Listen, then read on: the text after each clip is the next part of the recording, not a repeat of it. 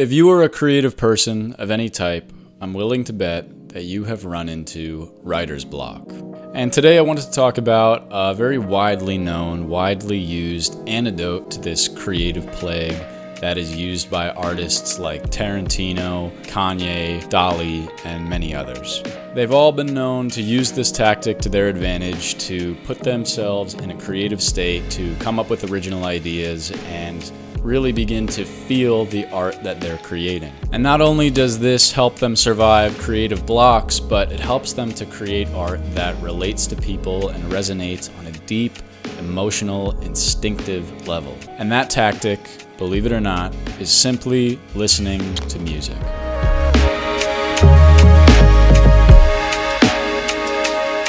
Quentin Tarantino is a perfect example of this because he actually chooses potential soundtracks for his films before ever even sitting down to write the script.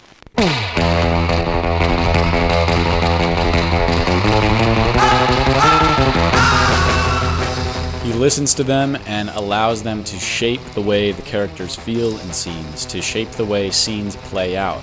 And that's probably why a lot of his movies have such memorable soundtracks, because they fit together with the scenes almost like a music video, with how perfectly they're cut together and synchronized with everything the characters are feeling and doing. And there are so many incredible moments throughout his films that perfectly utilize music from a certain time period or that evokes a certain emotion. Even crossing music from totally different time periods, like using a Tupac song in a scene in Django.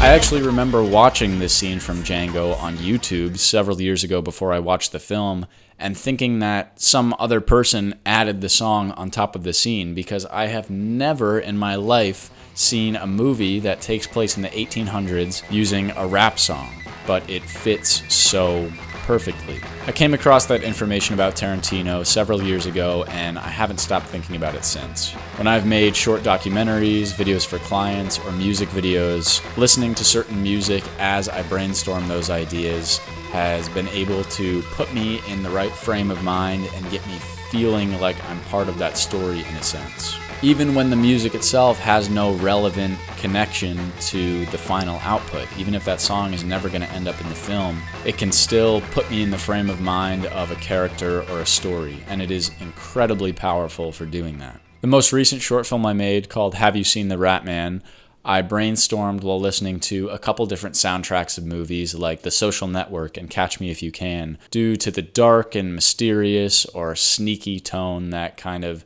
carries through in the scores for those movies. And as I've noticed a disconnect between the song itself and its use in the final product, I realized that this probably applies to any art form, that any painter or writer or anyone where music isn't even part of the final output of their project can still use music to inspire them and put them in the right frame of mind and get them to really feel the project that they're creating through the music. So how can you do this for yourself?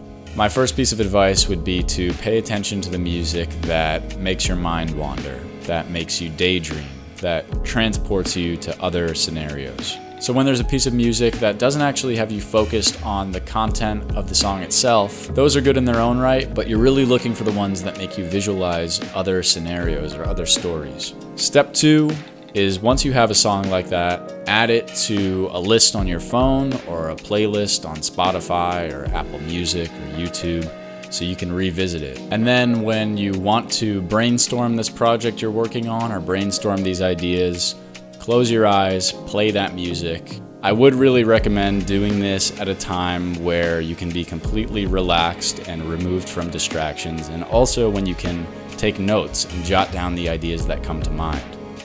And the key here is to not be judgmental of any ideas. It's really easy to shoot down ideas as soon as they come to your mind and think, oh no, that's stupid, that'll never work. But it's really important to just cut that part of your mind out and write them down anyway. Just do it, because you never know how they're going to blossom or progress or grow later on as you look at them more and as you connect them with other ideas.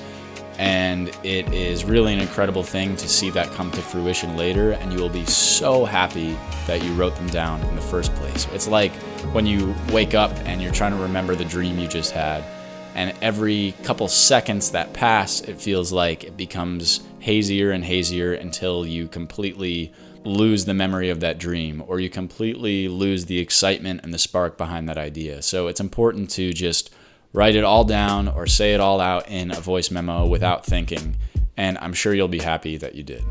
It's really just raw ideas and creativity and emotion coming out of your brain because it's being heightened by that music, and that's why it's such a powerful tool to do that. It really makes a lot of sense when you think about it, because any good art, like a really great song, will put you in this heightened emotional state, and that is the type of state you want to be creating from. That is the source that you want to feed through these ideas.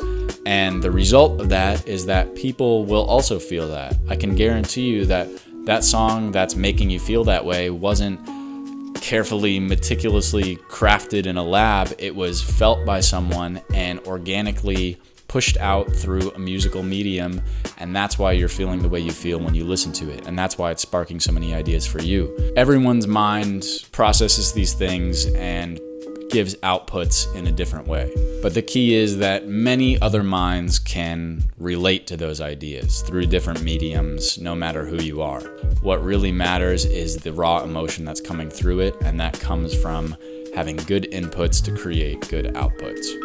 So hopefully this has been insightful and helped the way that you think about how creativity pertains to music. I would love to hear the process that you have to use music to brainstorm or flesh out ideas, and I'm sure many other people would too. So please start a conversation in the comments and talk about how you personally use music to a creative advantage. Subscribe if you want. Thank you for watching, and I'll see you in the next video.